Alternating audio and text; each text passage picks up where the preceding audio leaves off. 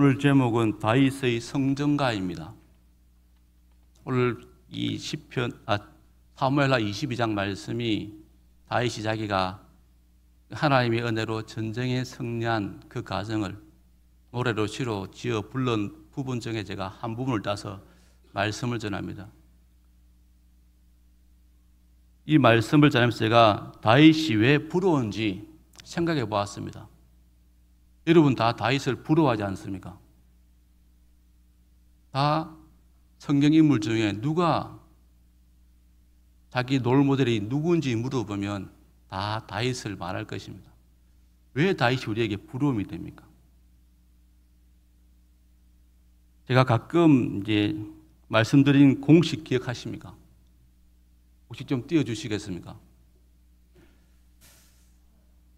이 창조 신앙을 우리가 공식화시키면 저렇게 표현할 수 있습니다. 영에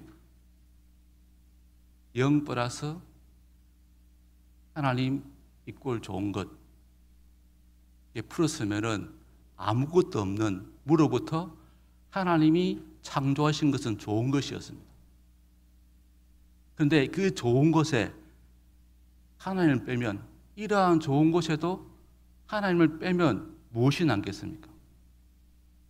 보시는 것처럼 모든 좋음으로부터 하나님을 빼면 아무것도 남지 않습니다.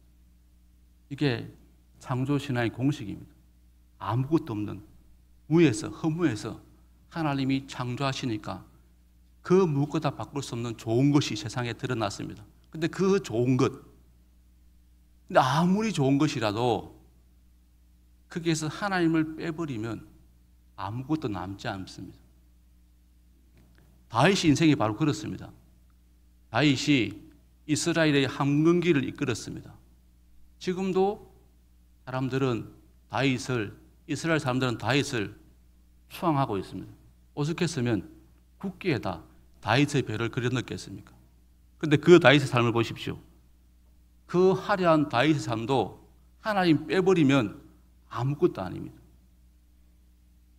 다윗의 삶에 하나님을 빼버리면 하나님 없이 설명 안 되는 삶이 바로 다윗의 삶입니다. 그게 부러운 겁니다. 내 인생이 아무리 화려하더라도 그 내 인생을 가장 잘 설명하는 게 바로 하나님. 그러니까 여러분 인생이 하나님 없이 설명 안 되는, 내 인생이 하나님 없이는 설명이 안 된다. 그게 가장 잘 사는 인생입니다. 그래서 우리가 다윗을 부러워하는 겁니다. 다윗이 그런 삶을 살지 않았습니까? 근데 그 삶이 결코 화려하지만 또 순탄치는 않았습니다. 시편을 보시면 우리가 놀랄 정도로 다윗의 환난이 많았습니다. 의외로 다윗의 삶은 환난의 연속이었습니다. 근데 또 놀라운 것은 그렇게 그 환난으로 마치지 않았다는 겁니다. 그 삶이 환난한 이야기지만 또 그 한편으로는 그 환난 가운데 하나님의 구원하심, 하나님의 건지심, 그 이야기가 오롯이 드러나 있습니다. 다윗의 이야기는 바로 하나님의 구원의 이야기가도 일맥상통합니다. 여러분, 이런 환난 가운데 하나님의 건지심을 말한다는 것은 아무리 말해도 지겹지 않습니다. 여러분 시편을 읽으면 읽을수록 지겹던가요? 다윗의 그 환난 이야기를 읽으면 읽을수록 이게 새롭지 않습니까? 단적인 예로 남자분들 군대 갔다 오면 하는 이야기가 뭡니까? 남자들이 모이면 하는 이야기가 바로 군대 이야기입니다. 더한 이야기는 군대에서 축구한 이야기입니다. 근데 남자분들 그 군대 이야기를 할 때 여러분이 어떤 심정으로 하십니까? 여러분이 그 군대 생활이 달콤해서 하는 이야기 아니지 않습니까? 누구보다 어느 인생 시기보다 힘들었습니다. 여러분이 남자분들이 삶 가운데 가장 힘든 시기가 바로 군 생활입니다. 그런데 군 생활을 계속해서 하는 이야기가 뭡니까? 왜 계속합니까? 모을 때마다 군대 가는 군대 다시 가는 꿈을 제일 싫어하면서 그러면서 모이면 군대 이야기합니다. 왜 그렇습니까? 이유는 하나입니다. 내가 그 힘든 시간을 살아냈다. 내가 그 힘든 시간 속에서 살아남았다. 그걸 우리가 반복하면서 확인하는 겁니다. 내 인생에서 가장 힘든 생활이 군대 생활이었지만 나는 거기 살아남았다. 그 이야기를 하고 싶은 거 아니겠습니까? 다윗을 보시면 마찬가지입니다. 다윗이 계속해서 하려는 이야기를 한 이유가 뭡니까? 그 험악한 시간 속에서, 그 힘든 시간 속에서 하나님의 선하심이 나타나서 자기를 건졌다는 겁니다. 자기를 구원했다는 겁니다. 그걸 다윗이 말하고 있습니다. 그러니까 다윗의 그 이야기는 남자들은 군대 생활 속에서 내가 살아남았다 라고 말하지만 다윗은 아닙니다. 환난 가운데 하나님이 나를 살렸다. 내가 살아남은 게 아니라 하나님께서 나를 살게 하셨고 또 살게 할 뿐 아니라 말할 수 없는 복으로 나와 함께 하셨다. 그게 다윗을 하려는 이야기입니다. 내가 산 게 아니라 하나님 나를 살게 했고 그 살게 하신 하나님께서 말할 수 없는 복을 부어주셨다. 그걸 지금 다윗이 말하는 겁니다. 환난과 고통, 그걸 지나고 보니까 우리가 흔히 말하는 것처럼 연장한 하나님의 복이었다. 하나님이 나에게 복을 주시기 위해서 연장하셔서 나에게 오셨다. 그게 바로 다윗의 이야기입니다. 고백입니다.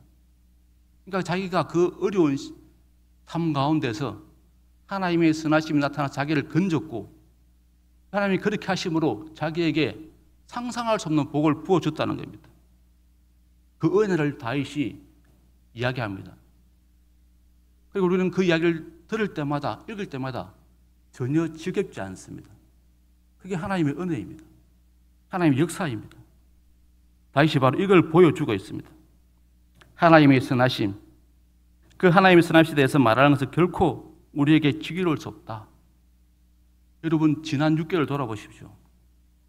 여러분이 지겹지 않도록 하는 이야기가 있을 것입니다. 그게 바로 하나님의 은혜입니다. 좀 더 살펴보면 다윗이 자기가 그렇게 하나님 은혜 가운데 살아왔는데 그렇게 지금 성전가를 부르는데 근데 더 분명히 고백합니다. 다시 한번 확인합니다. 그건 내 능력이 아니었다.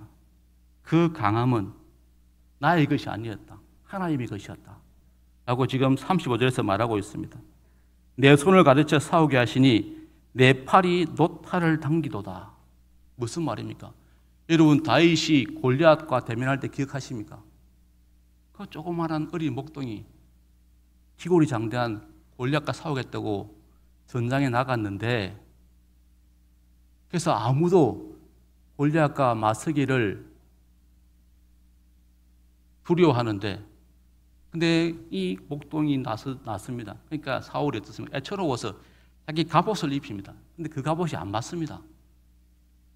그래서 다윗이 그 갑옷을 벗어 던지고 그냥 나갑니다. 그런 다윗이었습니다. 근데 지금 뭐라 말합니까? 노탈을 당긴다. 이 노탈은 뭘 의미합니까? 이 노쇠로 만든 활인데요. 보통의 힘으로는 이걸 쓸 수 없습니다. 아주 잘 훈련된 군인도 이 활을 쓰려면 팔 힘으로는 못 씁니다. 그래서 누워서 발을 사용해서 온몸을 동원해서 당겨야 쓸 수 있는 활이 바로 노탈입니다. 근데 다윗은 지금 이 노탈을 자기 팔 힘으로 자기 팔로 사용을 했다고 이렇게 고백합니다. 그토록 하나님께 자기를 훈련했다고 그렇게 말하고 있습니다. 그러니까 자기의 강함이 아니라 자기가 노탈을 쏠 정도로 팔의 힘이 강한데 이건 자기 능력이 아니라 하나님의 능력이었다. 그걸 지금 말하는 것입니다. 그렇게 하나님이 자기를 훈련시켰다고 말하고 있습니다. 그러니까 백전용사의 다윗도 그 강함의 비결이 하나님이었다. 하고 지금 자신이 고백하고 있습니다. 또 이어서 말합니다. 36절입니다. 주의 온유함이 자기를 크게 하셨다. 주님의 온유하심이 아니었다면 자기는 이미 존재할 수 없는 그런 사람이었다는 겁니다. 하나님의 온유하심이 아니었다면 하나님에게서 끊어져서 죽을 수밖에 없는 그런 존재였다는 겁니다. 그런데 그 하나님의 온유하심이 자신의 불의함에도 불구하고 자기의 패역함도 참아주시고 때로는 하나님이 스스로 낮추셔서 자기에게 찾아오셔서 자기를 세워주시고 그 하나님의 온유하심과 겸손하심이 지금 자기를 노타를 당길 정도의 힘을 얻게 하는 자리까지 이르게 했다. 하나님 그 훈련하심과 온유하심이 지금 자기를 잊게 했다. 그렇게 고백하고 있습니다. 자신이 하나님의 온유함이 없었다면 지금 이 자리에 없다는 것을 분명히 고백하고 있습니다. 그러면 30절에 또 고백합니다. 내가 주를 의뢰하고 적군에 달리며 내 하나님을 의지하고 성벽을 뛰어넘었나이다. 믿음으로 하나님을 신뢰하고 의지하니까 자기도 모르게 적군의 담을 뛰어넘는 성벽을 뛰어넘는 경험을 했다는 겁니다. 무슨 말입니까? 이것 또한 자기의 노력의 산물이나 자기 의지의 결과가 아니라 오롯이 하나님을 신뢰하고 붙든 결과라고 말하는 것입니다. 여러분, 다이쯤 되면은 얼마든지 자기 이야기 할 수 있습니다. 자기의 어떤 성공담을, 자기의 어떤 스토리를 영웅담으로 풀어서 자기 능력이 있냐 얼마든지 포장할 수 있습니다. 다윗은 지금 그리하지 않습니다. 그 모든 것들이 자기 능력이 아니라 그 강함의 비결이 자기 힘이 아니라 하나님의 은혜였다는 겁니다. 하나님의 훈련시킴이었다는 겁니다. 그리고 자기를 참아주신 하나님의 온유하심, 그 선하심이었다고 말하고 있습니다. 그러니까 지금 내가 강한 용사로 이스라엘 다스리는 왕이 되었지만 용맹스럽게 전쟁에 나와 수없는 승리를 가졌지만 그렇게 내가 강하게 승리한 것은 나의 그 강함은 결코 나의 것이 아니라 하나님의 것이었다. 그래서 한 문장으로 요약합니다. 하나님이 하셨다. 이게 우리의 고백이 되었으면 좋겠습니다. 우리 지난 6개월, 짧게는 지난 세월, 지금 이 자리에 있는 것은 우리 힘이었습니까? 내 능력이었습니까? 아닙니다. 하나님의 은혜였습니다. 하나님의 훈련시킴의 과정으로 이 자리에 오게 된 것입니다. 나를 크게 하신 것은 하나님이었습니다. 그걸 지금 다윗이 다시 한번 우리에게 고백하고 있습니다. 하나님이 하셨다. 하나님이 능력이었다. 은혜였다. 바울도 고백하지 않습니까? 나의 나된 것은 결국 오직 나와 함께 하신 하나님의 은혜였다고 분명히 말하지 않습니까? 그러면서 고백합니다. 내 은혜가 내게 족하다. 이는 내 능력이 약한 데서 온전하심이라. 이 고백을 다윗도 하고 있지 않습니까? 여러분, 이게 우리의 고백이 되었으면 좋겠습니다. 우리의 삶 가운데서 하나님이 하신 것을 다윗처럼, 바울처럼 고백할 수 있는, 그래서 우리가 하나님 향한 그 고백이 풍성하고 깊어지기를, 여러분이 기간별 찬양대회 준비할 때 그 열정보다 더 깊어지기를, 더 크게 노래되어지기를, 더 강하게 고백되어지기를 우리가 구했으면 좋겠습니다. 그래서 우리가 언젠가는 주님 앞에 설 것인데 그때 우리도 다윗처럼 이렇게 성전가로 하나님께 영광을 드렸으면 좋겠습니다. 다윗처럼 노래와 시로 주님 앞에 고백했으면 좋겠습니다. 하나님, 하나님이 나를 이 자리에 세우신 것 감사합니다. 내가 주님 앞에 서서 고백하는 이 고백이 다 하나님의 은혜였습니다. 하나님이 하신 것입니다. 고백할 수 있는 그런 깊은 신앙을 우리가 배워갔으면 좋겠습니다. 그래서 우리가 오늘 이 함께 기간별 찬양을 드리면서 우리가 경쟁보다는 우리 각자에게 하신 그 하나님이 하신 것을 우리가 마음껏 노래하는 그런 귀한 시간이 되었으면 좋겠습니다. 각 기관을 통해서 하나님의 일하심이 크게 고백되었으면 좋겠습니다. 기도하겠습니다.